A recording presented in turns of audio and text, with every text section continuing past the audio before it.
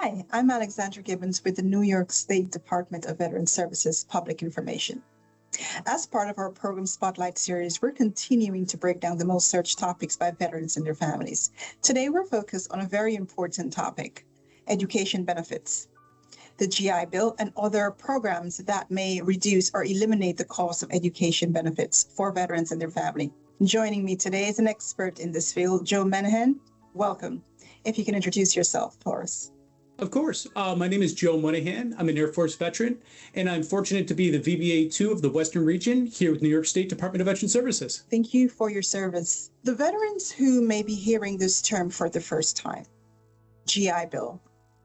What is the GI Bill, and specifically the Post-9/11 GI Bill, and what does that provide?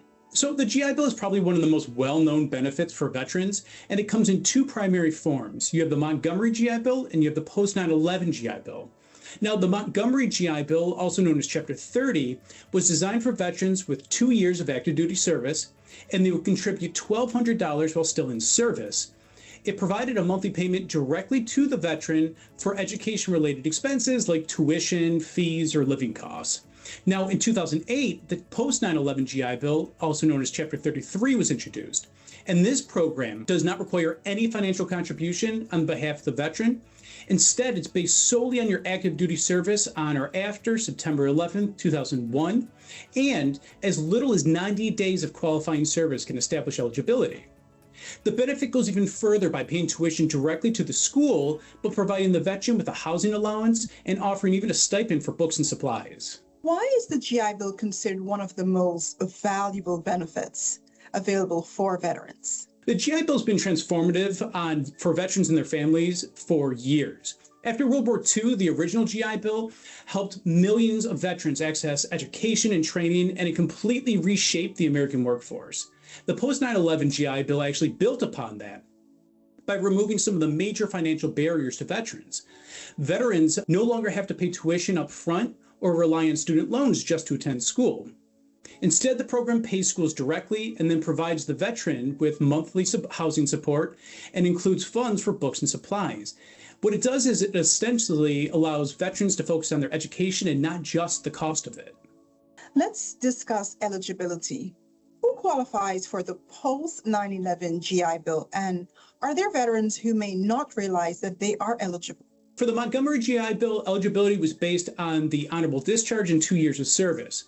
But in contrast, a veteran could be eligible for the Post-9/11 GI Bill with no financial contribution and as little as 90 days of qualifying active duty service after September 11, 2001. One important detail that many veterans don't realize is that if you used the Montgomery GI Bill before and then later qualified for the Post-9/11 GI Bill, you may actually still be eligible for additional entitlement all the way up to 48 months of entitlement. As for those of you who separated after January 1st, 2013, your benefits don't expire. That means that you can actually use them when it best suits you. And if there's any takeaway here, it's that it's always worth checking and having your eligibility reviewed.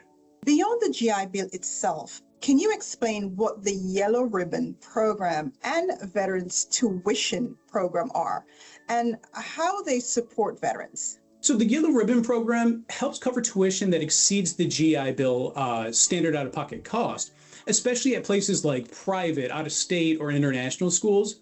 Now, participating schools are voluntarily going to contribute funds, which the VA then matches. And what this does is it just helps close the gap in higher tuition costs. However, participation in these programs is voluntary and is often on a first-come, first-served basis. Now, in New York State, we have the Veterans Tuition Award, which provides additional support for eligible veterans, covering up to the full cost of undergraduate tuition, depending upon the program or the institution. Now, to be eligible, you have to be a New York State resident, discharged under honorable conditions, and have served in an eligible combat or received an expeditionary medal.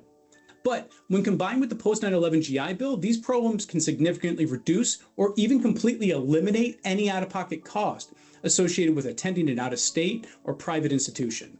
How does this program work together here in New York State to reduce or even eliminate out-of-pocket costs for veterans? You did mention a few, but just to break it down a bit further. So any of the financial assistance that isn't covered by the traditional Montgomery GI Bill or Post-9/11 GI Bill will then be offset by either the Yellow Ribbon Program or the Veterans Tuition Award. Ostensibly, any out-of-pocket costs would be covered by those programs as a surplus to the existing benefit. What are some of the most common misconceptions or mistakes you see veterans make using their education benefits? There are a couple misconceptions that come up on a pretty regular basis. The first and most prolific is if I don't use it, I use it. So for most veterans who separated after 2013, that's no longer true. Benefits simply don't expire. The second is the belief that the GI Bill only covers college, when in reality, it can be used for trade schools, certifications, apprenticeships, and other similar programs. And the benefits extend far beyond just tuition, including housing, stipend, and books. And the third, and without question, the most common misconception is that dependents automatically receive the GI Bill benefits. Unfortunately, they don't. So to transfer the benefits, service members have to complete the transfer while still on active duty and before separation. If there's a veteran that is currently watching and wants to use this benefit, education benefit, GI Bill post 9/11 specifically, what is the first step that they should take? If you're looking to understand your options or you want to take the next step in your education, the best place is to start by connecting with your local Veterans Benefit Advisor. By all means, you can also contact us at 1-888-838-7697 or visit us at veterans.ny.gov to schedule an MS bookings appointment. The goal here is super simple. We want to make sure that you're fully informed and able to maximize every benefit that you've earned as a result of your service. If you're interested in learning more about educational benefits, I encourage you to contact us today. Thank you, Joe Moynihan. Thank you for your service. And from the New York State Department of Veteran Services, we thank you for all those who have served and who are continuing to serve.